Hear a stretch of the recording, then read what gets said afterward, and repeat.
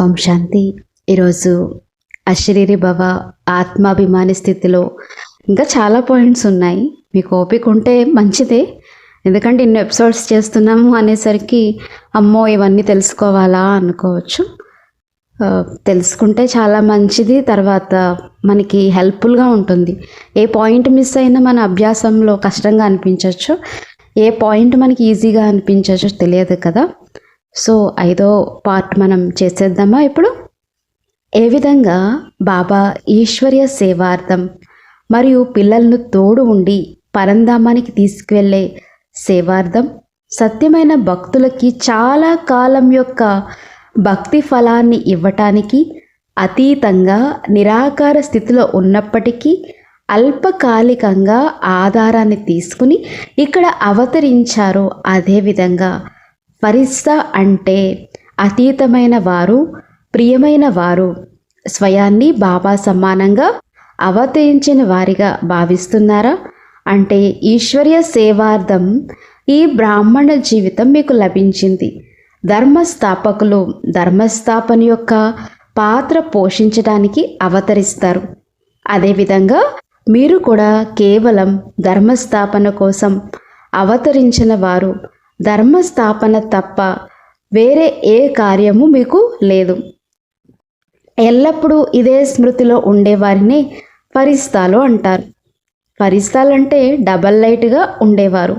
ఒక లైట్ అంటే జ్యోతి స్వరూపం, రెండవది తేలికది, పాత కర్మల లెక్కల నుండి తేలికగా ఉండటం.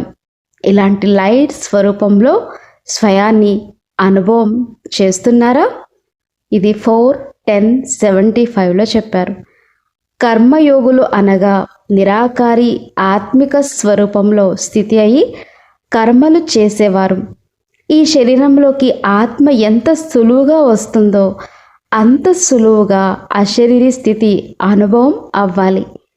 మీరు ఆత్మిక మిలిటరీ వారు కదా.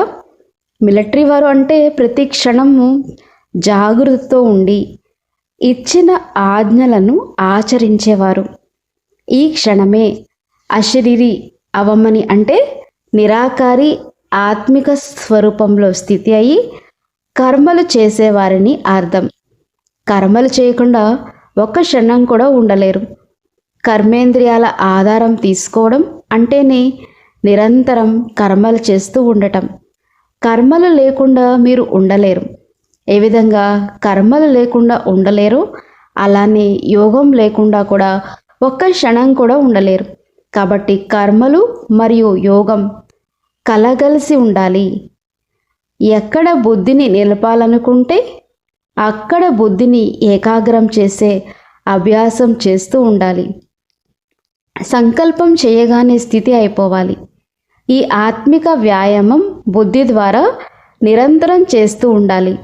ఈ క్షణంలో పరంధామ నివాసిగా, మరుక్షణంలో అవ్యక్త ఫరిస్తాగా అయిపోవాలి. ఇంకో క్షణంలో సాకార కర్మేంద్రియాల ఆధారం తీసుకుని కర్మయోగిగా అయిపోవాలి. దీనినే సంకల్ప శక్తిని కంట్రోల్ చేయటం అంటారు. సంకల్ప శక్తి మీ యొక్క రచన. మీరు రచయిత. ఎప్పుడు ఏ సంకల్పం చేయాలో, ఎంతసేపు చేయాలో ఆ సంకల్పమే చేయాలి. అంతసేపు ఆ సంకల్పం మాత్రమే చేయాలి. బుద్ధిని ఎక్కడ నిలపాలనుకుంటే అక్కడ నిలపగలగాలి. అలాంటి వారిని అధికారులు అంటారు. ఈ అభ్యాసం కొంత తక్కువగా ఉంది కాబట్టి ఈ అభ్యాసాన్ని పెంచాలి. మీకు మీరే దీనికోసం దినచర్యను తయారు చేసుకోవాలి. ఎంతసేపు అనుకుంటే అంతసేపు, ఏ స్థితిలో అనుకుంటే ఆ స్థితిలో స్థితి అవుతున్నామా లేదా అని స్వయాన్ని పరిశీలించుకోవాలి. 16:10:75లో చెప్పారు. బీజరూప స్థితిలో స్థితి అవ్వమని ఆజ్ఞ లభిస్తే మీరు ఆత్మిక సంభాషణలో ఉండిపోతే దాన్ని ఆజ్ఞాపాలన అని అనలేము కదా. ఈ అభ్యాసం చేస్తూ ఉంటేనే వ్యర్థ సంకల్పాలు సమాప్తం అవుతాయి. 9:12:75లో చెప్పారు. ఆత్మాభిమాని లేక అశరీరి స్థితి గురించి 1976లో అవ్యక్తవాణిల నుండి బాబా ఏం చెప్పారో విందామా? అన్ని పాయింట్స్కి సారము పాయింట్ అనగా బిందు రూపంలో ఉండటం. బిందు రూపం అంటే చాలా శక్తిశాలి స్థితి. ఈ స్థితిలో వ్యర్థ సంకల్పాలు రావు. మరియు బిందు అంటే జరిగిందేదో జరిగిపోయింది అని కూడా ఈ స్థితిలో ఉండడం వలన కర్మలు శ్రేష్టంగా అవుతాయి. వ్యర్థ సంకల్పాలు రాని కారణంగా పురుషార్థం యొక్క వేగం కూడా తీవ్రంగా అవుతుంది. కాబట్టి జరిగిపోయిన దాని పట్ల చాలా జాగ్రత్తగా ఉండాలి. వ్యర్థంగా చూడటం, వ్యర్థం వినటం, వ్యర్థం మాట్లాడటం అన్నీ మానేయాలి. సమర్థ దృష్టి అనగా సాక్షి స్థితిలో స్థితి అయి ఉండాలి. ఇది ఎప్పుడు చెప్పారు? 9/2/76లో బాబా చెప్పారు. 1977లో బాబా ఏం చెప్పారు? అవ్యక్తవాణిల నుండి ఒకసారి విందామా? బాబా చాలా ముఖ్యమైన పాయింట్, చాలా ఇంపార్టెంట్ పాయింట్ ఇక్కడ చెప్పారు. నిశ్శబ్దమే బంగారం. ఎంత అంతిమ స్థితి లేదా కర్మాతీత స్థితి సమీపంగా వస్తూ ఉంటుందో అంతగా శబ్దాలకు అతీతంగా శాంత స్వరూప స్థితి ఎక్కువ ప్రియంగా అనిపిస్తుంది. మరియు ఈ స్థితిలో అతీంద్రియ సుఖం యొక్క అనుభూతి అవుతూ ఉంటుంది. ఈ అతీంద్రియ సుఖం యొక్క అనుభూతి ద్వారా అనేక ఆత్మలను సహజంగా ఆహ్వానించవచ్చు. ఈ శక్తిశాలి స్థితినే విశ్వ కళ్యాణకారి స్థితి అంటారు. ఈ రోజుల్లో విజ్ఞాన సాధనాల ద్వారా దూరంగా ఉన్న వస్తువుల్ని కూడా సమీపంగా చూస్తున్నారు. ఎలా? టీవీ. దూరంగా ఉన్నవారి మాటలను సమీపంగా వింటున్నారు. ఎలా? టెలిఫోన్ ద్వారా. అలానే సైలెన్స్ యొక్క స్థితి ద్వారా ఎంత దూరంగా ఉన్న ఆత్మకైనా సందేశాన్ని అందించగలరా? వారు మాకెవరో సమ్ముఖంగా సందేశాన్ని ఇచ్చారు అనే అనుభూతి పొందగలరా? దూరంగా ఉంటూ కూడా శ్రేష్ఠ ఆత్మలైన మీ దర్శనం మరియు ప్రభువు చరిత్ర యొక్క దృశ్యాల్ని సమ్ముఖంగా చూస్తున్నట్లు అనుభవం చెయ్యగలరా? మీరు చేసే సంకల్పం ద్వారానే వారికి అనుభవం అవుతుంది. శబ్దాలకు అతీతమైన సంకల్పం ద్వారానే సిద్ధి ప్రాప్తిస్తుంది. కానీ ఈ సిద్ధి ప్రాప్తించాలంటే ఎక్కువలో ఎక్కువ శాంత స్వరూపంలో స్థితి అవ్వాలి. అందుకే నిశ్శబ్దాన్ని బంగారంతో పోలుస్తారు. ఈ నిశ్శబ్దమే బంగారు ప్రపంచ స్థితికి తీసుకువెళ్తుంది. 7/1/77లో చెప్పారు. వివేకంతో అయితే సేవాదారిగా అయిపోయారు. ఆత్మిక సేవాదారిగా కొంచెం తక్కువగా ఉన్నారు. కారణం ఏంటి? ఏ విధంగా బాబా నిరాకారి నుండి సాకారానికి వచ్చి సేవా పాత్రని పోషిస్తారో అలా పిల్లలైన మీరు కూడా నిరాకారి నుండి సాకారానికి వచ్చి సేవా పాత్రని పోషిస్తున్నారు అనే ఈ మంత్రాన్ని పిల్లలు మర్చిపోతున్నారు. నిరాకార సాకార స్మృతులు కలిసి ఉండడం లేదు. అయితే నిరాకారిగా ఉంటున్నారు లేదా సాకారంలో ఎక్కువగా ఉండిపోతున్నారు. సదా నిరాకారి మరియు సాకారి అనే మంత్రం గుర్తుండాలి. ఈ సాకార సృష్టి మరియు సాకార శరీరం వేదిక లాంటిది. వేదిక మరియు పాత్రధారి వేరువేరు. పాత్రధారి నేను వేదికనని ఎప్పుడు భావించడు. వేదిక ఆధారం, పాత్రధారి ఆధారమూర్తి, యజమాని. ఈ శరీరాన్ని వేదిక అనుకుంటే పాత్రధారి అనేది సహజంగా అనుభవం చేస్తారు. మరి కారణం ఏమిటంటే స్వయాన్ని అతీతంగా భావించటం రావట్లేదు. సదా నేను విదేహిని అని పరాయి దేశంలో పరాయి శరీరంలో విశ్వ కళ్యాణ పాత్ర పోషించటానికి మాత్రమే అవతరించాను అని భావించండి. మొదటి పాఠం బలహీనంగా ఉన్న కారణంగా వివేకులుగా అయ్యారు. కానీ సారాన్ని వదిలి విస్తారంలోకి వచ్చేశారు. ఆత్మ యొక్క భారమే జడబుద్ధి. ఈ రోజుల్లో డాక్టర్లు కూడా ఉభయకాయాన్ని, శరీర బరువును తగ్గించుకుని తేలికగా చేస్తూ ఉంటున్నారు. అలానే బ్రాహ్మణులు కూడా ఆత్మపై ఏదైతే భారం అంటే బుద్ధి యొక్క జడత్వం ఉందో ఆ భారాన్ని తొలగించుకుని సూక్ష్మ బుద్ధి కలవారిగా కావాలి. వర్తమాన సమయంలో ఈ పరివర్తన ప్రత్యేకంగా చేయాలి. అప్పుడే ఇంద్ర ప్రస్థంలోని దేవదూతలుగా కాగలుగుతారు. ఈ జడబుద్ధిని తొలగించుకునే మార్గం ఏంటి? భోజన పథ్యం మరియు వ్యాయామం. పథ్యంలో కూడా నియమిత ప్రమాణం ఉంటుంది. అలానే ఇక్కడ కూడా మాటి మాటికి బుద్ధి ద్వారా అశరీరిగా అయ్యే వ్యాయామం చేయాలి. మరియు బుద్ధికి భోజనమైన సంకల్పాల పథ్యం పంచాలి. అంటే అలా ఉంచాలి. ఎప్పుడు సంకల్పాలు చెయ్యాలో ఎప్పుడు చెయ్యకూడదో తెలిసి ఉండాలి. 23:177లో బాప్దాదా ఈ మాటని మనకి చెప్పారు. ఇచ్చా మాత్రం అవిద్య. బాబా దీని గురించి బీజరూప స్థితి ద్వారా శక్తుల సర్వ ఖజానాల దానం ఇస్తూ ఉండండి. దానికి ఎక్స్ప్లెనేషన్ చెప్తున్నారు. ఇచ్చా మాత్రం అవిద్య అంటే సంపూర్ణ శక్తిశాలి బీజరూప స్థితి. ఎప్పటి వరకైతే మాస్టర్ బీజరూపులుగా అవ్వరో అప్పటి వరకు ఆకులకు ఏ ప్రాప్తి కలగదు. అనేక ఆకుల రూపీ భక్తాత్మలు ఎవరైతే ఎండిపోయి ఉన్నారో, ముడుచుకుపోయి ఉన్నారో వారిని మరలా శక్తిశాలిగా చేయాలి. 31:177లో బాప్దాదా చెప్పిన మాటలు ఇప్పుడు మనం విన్నాం. ఉన్నదంతా బాబాదే. ఈ శరీరం కూడా మీది కాదు. బాబా సేవ చేయటానికే శరీరాన్ని ఇచ్చారు. అప్పుడు నాది అనే భావన పోయిందా? నా స్వంతం అనేది సమాప్తమయ్యి ఆత్మాభిమాని స్థితి స్వతహాగానే. మోహంలో కూడా దశలుంటాయి. ఒకటేమో సూక్ష్మంగా ఉండే మోహం. దీన్ని ఆత్మిక స్థితిలో ఉండి మాత్రమే తెలుసుకోగలుగుతారు. రెండవది స్థూల రూపంలో ఉండే మోహం. దీనిని సహజంగానే తెలుసుకోవచ్చు. సూక్ష్మంగా ఉండే మోహానికి పరిధి చాలా ఉంది. మోహం లేకుంటే బుద్ధి కూడా అటువైపు వెళ్ళదు, లేదా అక్కడ వాలిపోదు.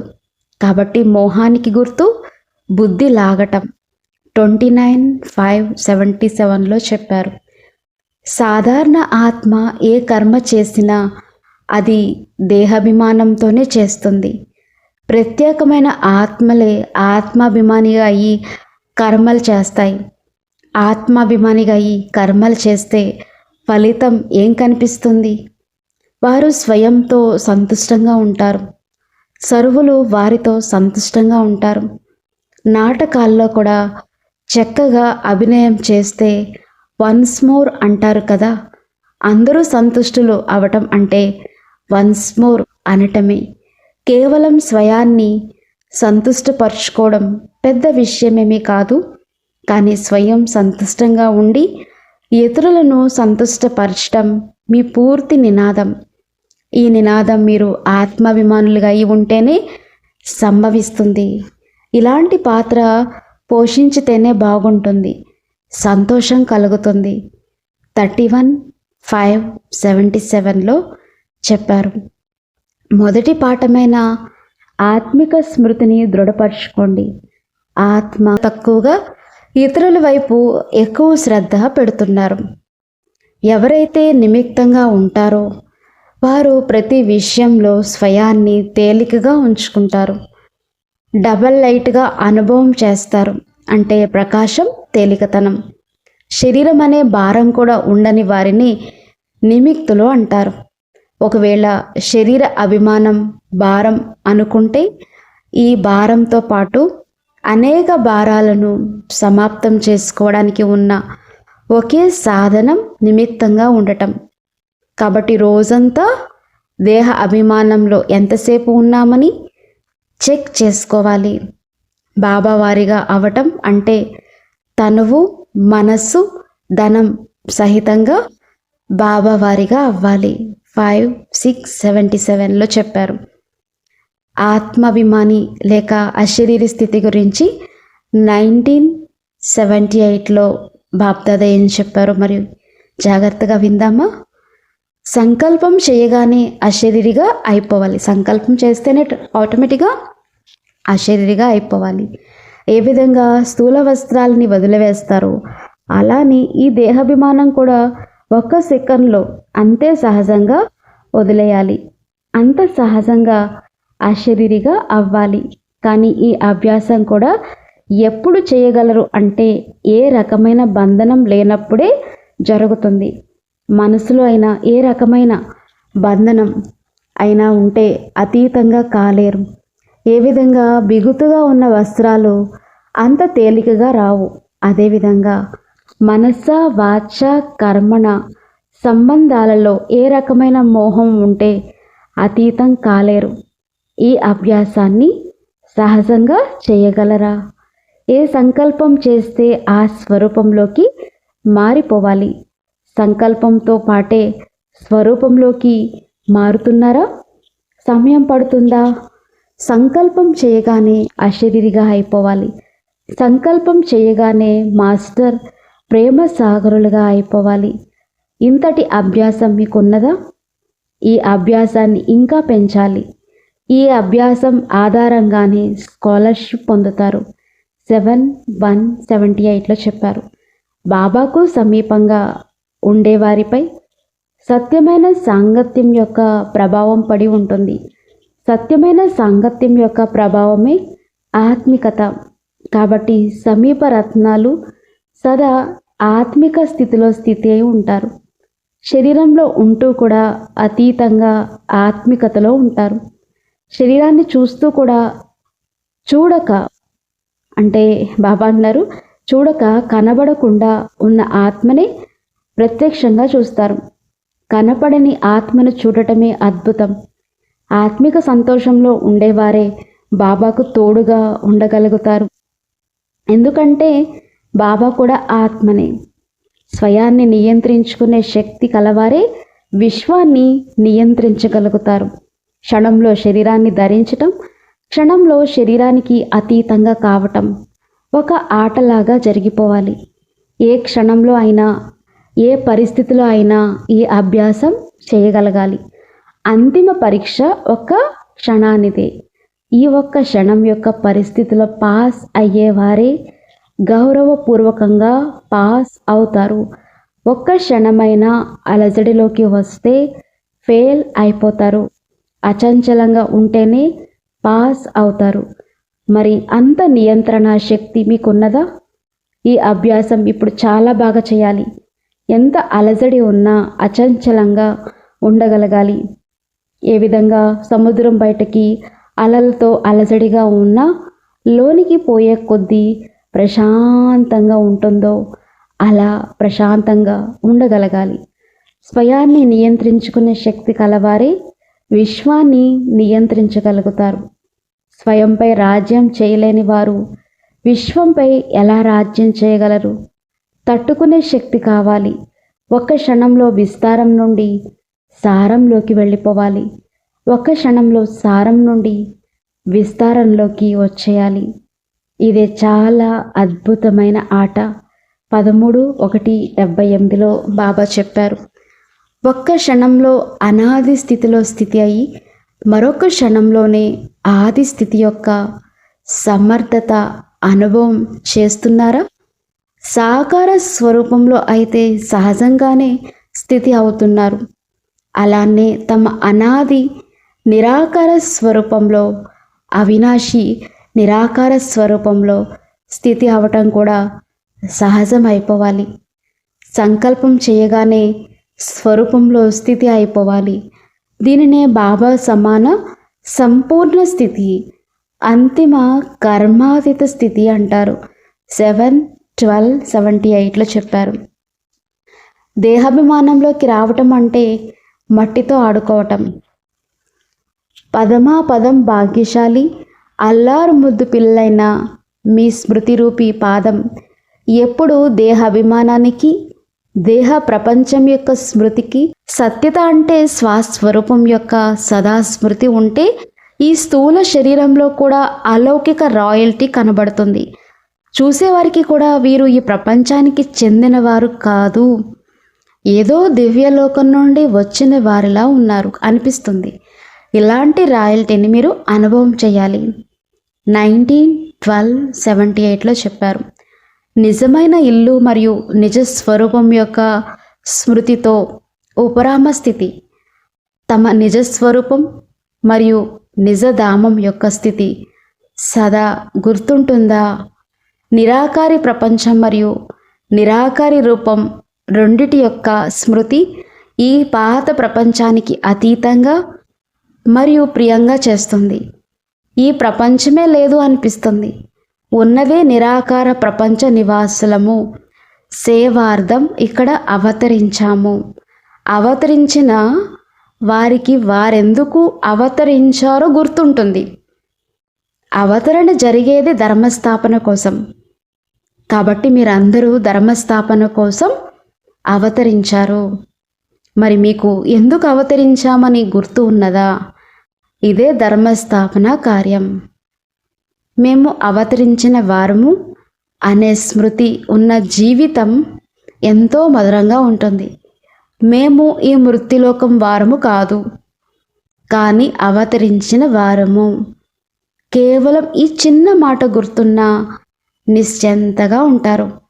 స్వయాన్ని అవతార మూర్తులము అనుకోకుండా గృహస్థీలము అనుకుంటే గృహస్థం యొక్క బురదలో చిక్కుకుని ఉంటారు. గృహస్థీలు అంటేనే భారం. అవతార మూర్తులు అనుకుంటే తేలిగ్గా ఉంటారు.